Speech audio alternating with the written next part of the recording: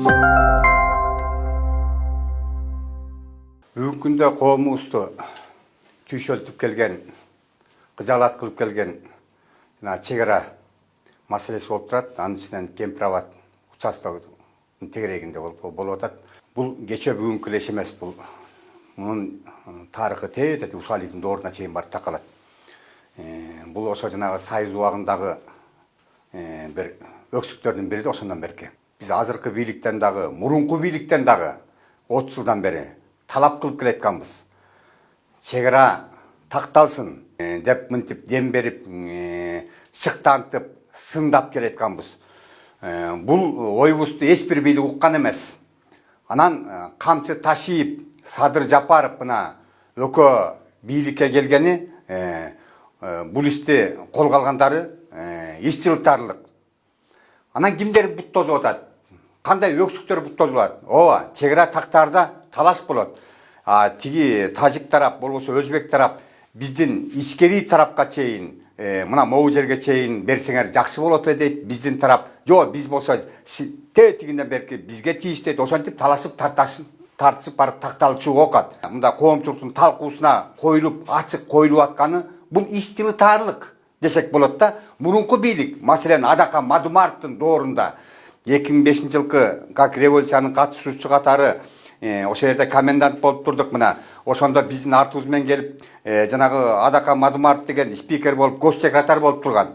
Ал бизди андай берген эмес, жумуртка менен токмуктоп турган барган элдер. Мына раматылык тиги болот жерди орчойгон чоң балдарга тимде тепкиреткен, учура койдурган. Анан берки эме Арсланбап Токой чарбасын тиги талкалатканын айтпай эле коелу аны. Баткендеги жерлерди кол койгон эчкимге айтпай, кем кол койгуп жибергендерин айтпай эле коелу.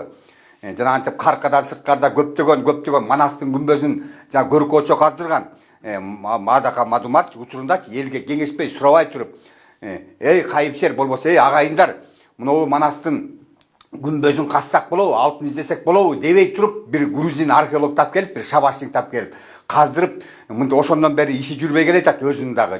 Тиги жердеги жерди моундай чечели, мындай чечели деген маселе бул. Бир айылдын эл эмес. Анан эле бир азыраак элди топтоп алып эле моунтип мекенчилдин патриоттун тонун кийип алып туруп, анан ушинтип кыянаттыкты баштаган иш башталбай жатып. Бул душмандын мындай изин калтырып анан коомду бир шектентип атат да. Дагы тагыраак айтып коеюн. Жанагы ким деген Жеңиш Молдахматов деген мына ушул балдар бүгүнкү күндө Туран деген партия түзүп алып, же тагыраагы мен Тыныстановдун социал-демократия партиясын түшкөн Тыныстановдун преемнигимин дегенсип деп эле ачык эле айтып, Туран партиясын, Туран демократиялык партиясын мынтип каттоодон өткөрүп, ошонун атына жамынып атат да. Эми чындай мындай өңүнөн карайлычы болуп аткан процесстеринчи бүгүнкү күндөгү эмне зыян, эмне пайда деп. Ушуга эле.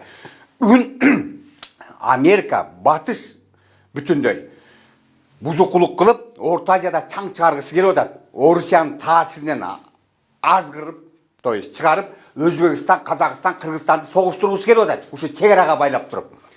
Ага бул Туран деген эме партия түзүп алып туруп, Туран деген Түркиянын тарабын тилектештигин көрсөткөн болуп, Туран өлкөсүн курам деген Түркияга тилектештигин билдирген. Ушинтип бир боткосун чалып атат да бул балдарчы.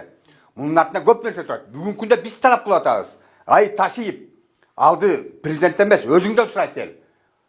Мына Садыр Жапаров өзүңдөн сурайт. Бизге чегараны тактап кал, тетигитип Туркияга келип туруп Туран өлкөсүн курам деп будуңчаң кылып Өзбек, Тажик, Кыргызды согуштурган тат могу жерден. Алдын алгыла деп биз катуу талап коюп атабыз. Жаман жакшы айтып атабыз. Эл укпаган сөздөрдү катуу айтып атабыз. Интернеттен да башка жактан да башка маалымат каражаттарына. Мына ошол ишти колго алып балдар өкөтөн эри шаркат монтип эметип аткандары бизди көңүл толоорлук. Маселен, дайыр тактап кетин. Бүгүн акырында камчы ташип монтип жалгыз эле камчы ташипке чегара, Кемпирабад башка керек эмес да. Жалпы баарыбызга керек да. Өлкөдөгү тынчтык, бакубаттуулук, бекем чегара дегендейчи баарыбызга керек да. Бүгүн Кемпирабад жөн эле шылтоо тигилерге, шылтоо. Жанагы Адака Мадумаров ертең саясий президент болом деп үмүт кылган, саргарган. Бул өмүр бою саргарып жүрөт. Теле болбойт, ал турмак депутат болуп жарытпайт. Мына ушуга окшогондор гана мынтип элди дүргүтүп, жүргүзүп атат да. Бүгүнкү күндө өлкөдө болуп көрбөгөндөй ынтымак керек. Ооба, Ташиевдин мага жакпаган жагы да бар, Садыр Жапаровдун мага жакпаган жагы бар, ага жакпаган жагы бар дегендей. Бирок бүгүн чек ара такталып атканда бир муштумга биригип, бир жеңден кол чыгарып, бир жакадан баш чыгарып турганыбыз оң болот агайындар.